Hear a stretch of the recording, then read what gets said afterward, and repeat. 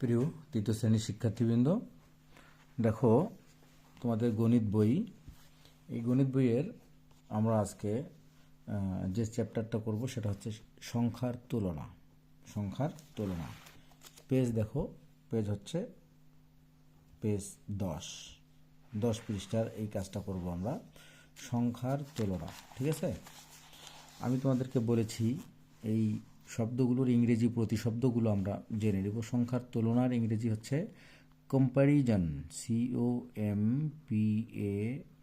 COMPARISON, comparison, comparison of number, তাই না?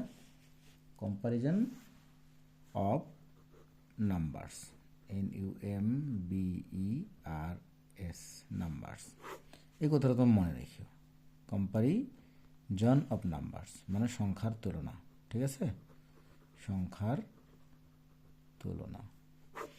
যেমন আমি লিখলাম এখানে 8 লিখলাম আর 2 লিখলাম, 8 ও 2, এই দুইটা সংখ্যার মধ্যে কোনটা বড় কোনটা ছোট? ঠিক আছে, আমরা অবশ্যই বলবো 8 বড় 2 ছোট।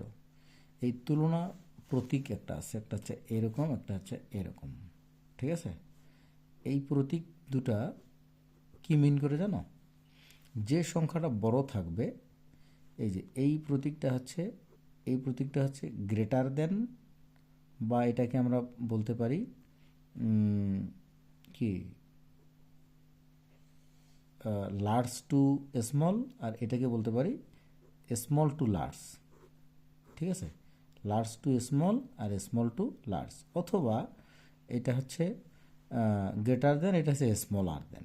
ঠিক আছে, তো এই দুইটা সংখ্যাকে 8 এবং 2 মাঝখানে আমরা কোনটা চিহ্ন ব্যবহার করব?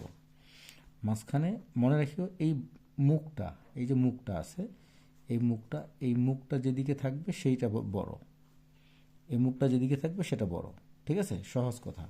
তাহলে 8 বড়, আমরা এই যে মুখটা দিকে দিব, তাহলে এটা বড় থেকে ছোট। যদি আমরা এইরকম সংখ্যাটা হতো, তাহলে এটা ছোট থেকে বড়, তখন আমরা মুখটা এই দিকে করে দিতাম।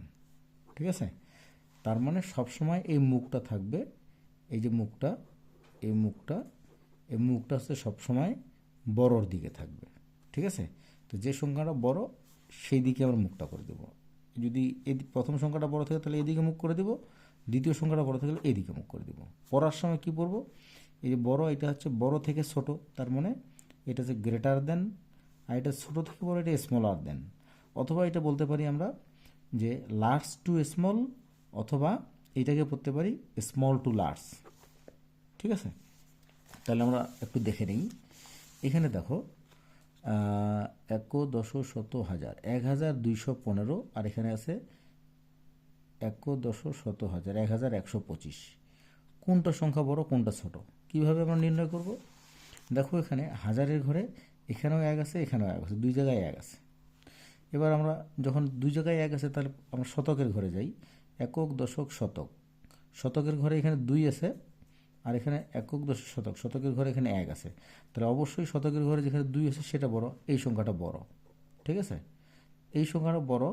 তাহলে আমরা দেখো ওই চিহ্ন ব্যবহার করব কেমন করে, 1 2 1 5, আর এখানে আছে 1 1 2 5। এটা যেহেতু বড়, তাহলে বড়র দিকে আমরা এই চিহ্নটা, এই মুখটার দিকে করে দেব। তার মানে এটা হচ্ছে কি বড় থেকে ছোট। আর ইংরেজিতে বলবো large to small, large to small, greater than. Okay, এই চিহ্নটা হচ্ছে গ্রেটার দেন। ক্লিয়ার? তাহলে আমরা এই পেজটা থেকে আমরা এখন ডাইরেক্ট 11 নম্বর পেজে যাই। এই পেজের কাজগুলো আমরা মূলত করব। দেখো এখানে 2 নম্বর কী বলা হয়েছে, নিচের সংখ্যাগুলো তুলনা করি এবং খালি ঘরে এই যে ছোট থেকে বড় এবং বড় থেকে ছোট চিহ্নটা লিখি। 1 নাম্বার, এখানে কী আছে দেখো, ভালো করে লক্ষ্য করো, একক দশক শতক হাজার, এখানে 1 2 3 4টা অঙ্ক আছে, আর এখানে 1 2 3 একক দশক শতক। তার মানে এখানে হাজারের ঘরে পৌঁছে নেই, অবশ্যই এটা ছোট। ঠিক আছে, এখানে 3টা শূন্য থাক, আর এখানে 3টা 9 থাক, বাট এখানে আছে একটা অঙ্কই বেশি আছে, এখানে একটা অঙ্ক কম আছে, সো এটা ছোট। তাহলে ছোট হলে বড়র দিকে আমরা এই যে এই চিহ্নটা ব্যবহার করব। 2 নম্বর দেখো, আমরা স্থানীয় মানগুলো দেখি। একক, দশক, শতক, হাজার।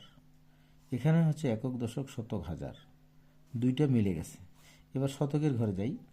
একক, দশক, শতক। শতকের ঘরে এখানে দেখলাম 1, আর একক, দশক, শতক এখানে শতকের ঘরে দেখলাম 2। অবশ্যই এটা বড়, ঠিক আছে।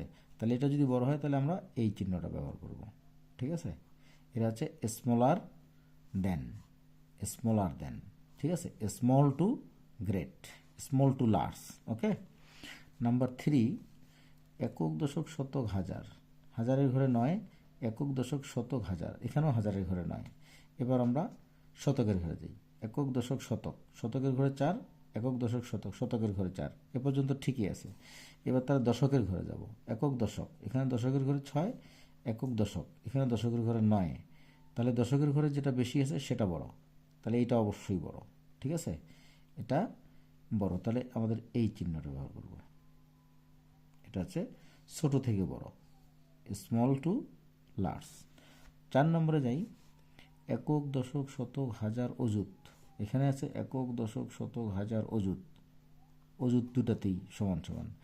একক, দশক, শতক, হাজার 3, একক, দশক, শতক, হাজার, এখানেও 3 সমান সমান।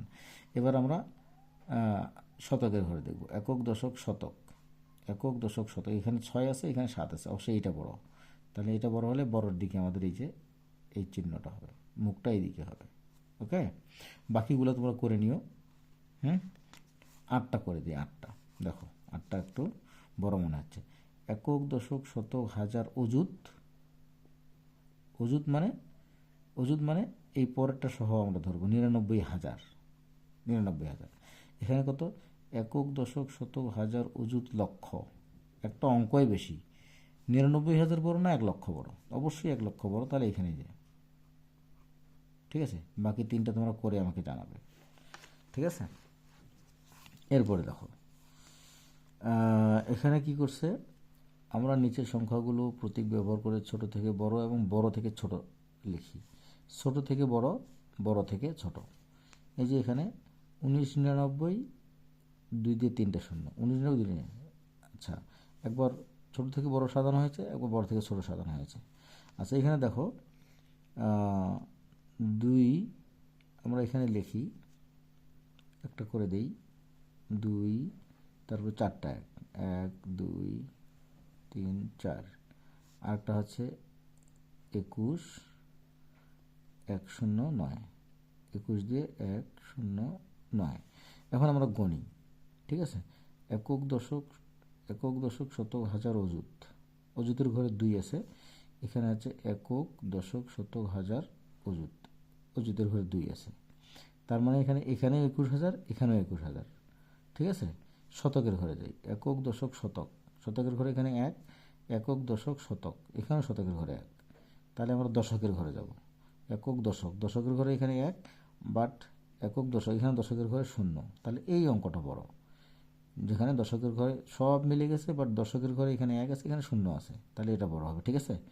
এই বড়র দিকে আমরা এই যে মুখটা করে দেব, ঠিক আছে।